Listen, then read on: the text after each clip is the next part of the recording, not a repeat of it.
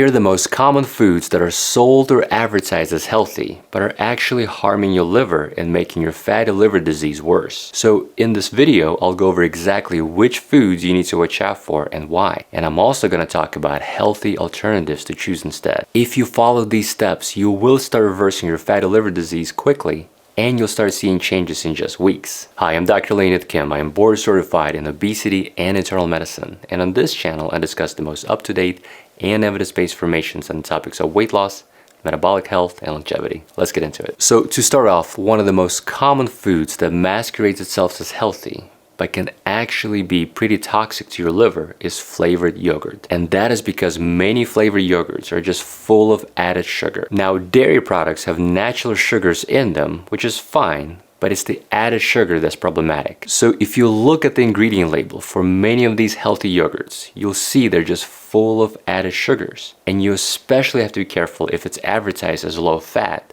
or high protein. What many companies do is they use these catchy words to make you believe they're healthy, but they don't mention the added sugars. So just to pick a random example, a Yoplait low-fat strawberry cup, just one single serving has 13 grams of added sugar. Another example is this Chobani yogurt that is low fat, so low calories, and it has mixed berries, which sounds healthy, but it has 14 grams of added sugar. And it's not just one or two brands, but most yogurt brands are full of added sugar. And another example, Noosa lemon yogurt cup has a whopping 23 grams of sugar, and even the high protein yogurts like Greek yogurts, they all still have the same issue. Now, to put this in perspective, the American Heart Association recommends limiting your daily added sugar to just 36 grams for men and 25 grams for women. So having just one of those tiny cups of yogurt will get you close to maxing out the limit that is recommended. And I would argue that limit should be even lower if you suffer from fatty liver disease or steatohepatitis or fibrosis. And the reason it's so important to track your sugar intake in reversing fatty liver disease is emphasized by the findings of this study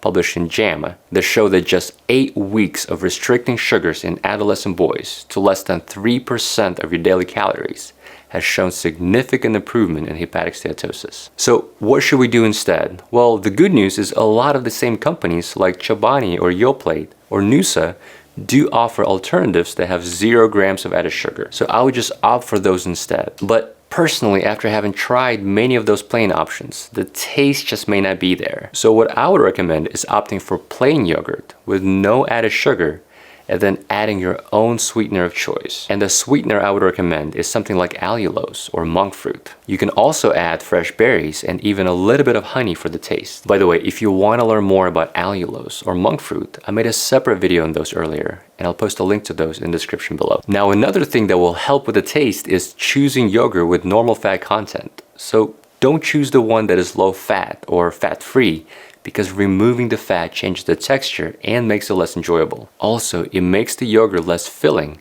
so you're more likely to overeat later on. And good, healthy fats from dairy should not cause any issues unless those fats put us in a calorie surplus. Okay, the second food that is often sold as a healthy snack, but another one of these foods that is just full of added sugar is granola. Now, granola is often touted as healthy because when it first became popular, it had less sugar than other breakfast foods. But a lot of the granola products still have just way too much added sugar. And by the way, yes, sugar is bad, but what is it about sugar specifically that is so toxic to our livers? Well, many of the added sugars are made from fructose or variations of fructose, which is a simple sugar that is added to processed foods. Now, fructose is also known as fruit sugar because it primarily occurs naturally in fruits or honey or root vegetables. Now, right off the bat, I do want to emphasize that we do not need to worry about getting too much sugar of fructose from fruit itself, since the fresh fruit we consume is usually full of fiber, which slows down the absorption of excess fructose. And many fruits are also rich in vitamin C, which actually blocks the effects of excess fructose. So it's extremely hard to take in and absorb too much fructose from fresh fruits. The problem with our modern food environment is that we're now getting too much processed fructose from everyday foods. Because it's added for taste,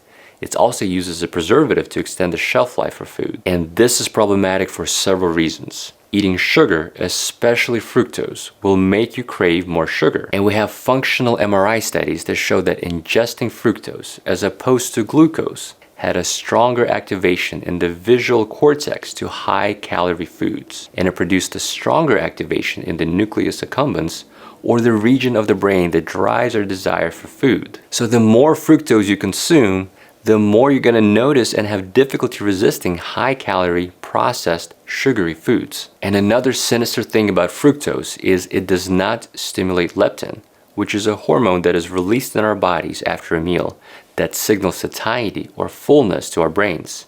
So consuming even the smallest amounts of fructose doesn't generate a normal response of fullness in our brains, and it makes it very easy to overeat. And just to show you how quickly fructose can worsen your liver function, we have a study that showed that just 7 days of high fructose diet increased lipid deposition in the liver and it decreased insulin sensitivity. Now, back to granola. Take a look at the nutrition label of your granola bar or your breakfast granola and make sure it doesn't have too many added sugars, as many of them unfortunately do. And while we're on the topic of breakfast foods, let's talk about breakfast cereals.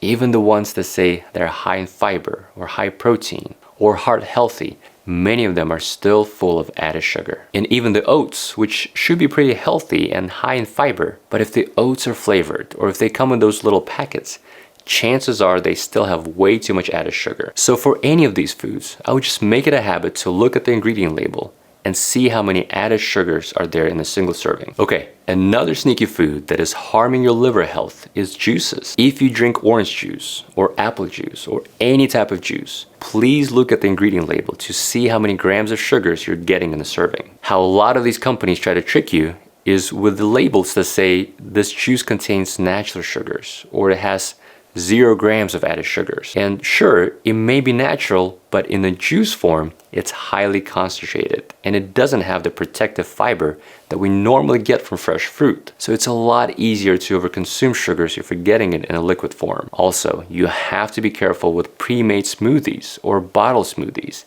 And that's another source of whopping doses of added sugar. The advertising for those smoothies usually includes language like natural or green or full of vitamins. And they say things like immune support.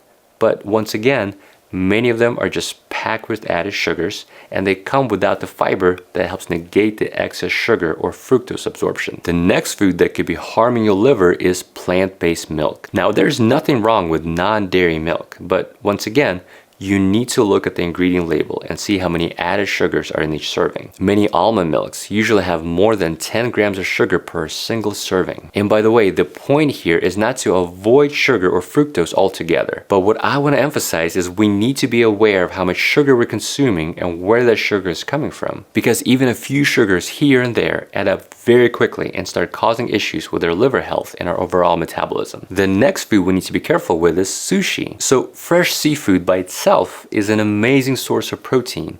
It's also a great source of healthy fats and many vitamins. But when we eat sushi, unfortunately, what happens is we get very little of that fish, but we get a lot of the baggage that is added to the fish that can actually worsen your fatty liver. So if you're eating sushi rolls, it comes with overly processed rice and sauces that are just, once again, maybe high in processed sugars and processed fats. So when it comes to sushi, it helps to stay away from the rolls, but instead you can opt for things like sashimi, which highlights the raw fish itself without the other additives. And finally, the food that may set you back when it comes to your liver health is trail mix or any kind of nut mix. Now, the nuts themselves is not an issue as they're full of vitamins and healthy fats, but it's the dry fruit in the mix is what tips it into a problem food. As we discussed, the sugar or fructose we get from fresh fruit does not cause problems, but when the fruit is dried, it doesn't have as much of a fiber content. So it's much easier to overeat and it's much easier for it to cause blood sugar spikes, which can later lead to more insulin resistance and worsening of your fatty liver disease. Now, there's a lot more foods that we can talk about, but the bottom line is if your food comes with an ingredient label,